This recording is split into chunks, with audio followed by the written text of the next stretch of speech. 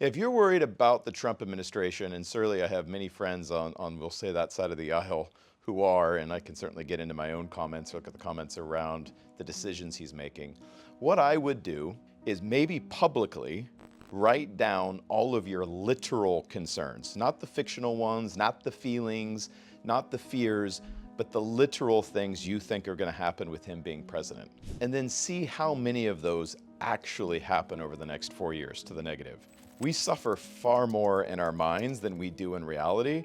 And man, there is a frothy stir up right now. There's a lot of people really scared because he's shaking things up. And I think he's going to expose and is exposing a lot of the underbelly of our system.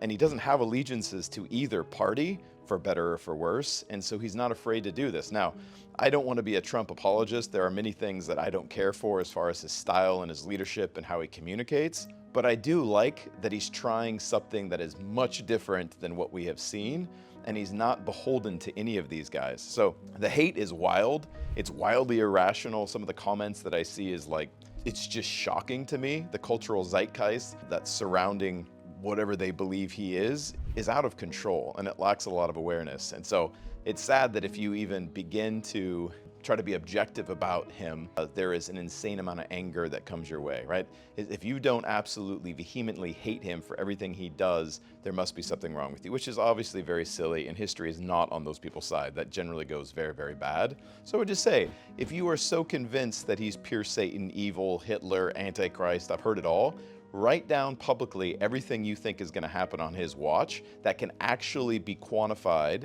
and make it falsifiable, and see how many of those things actually happen. You may be really surprised at how wrong you are.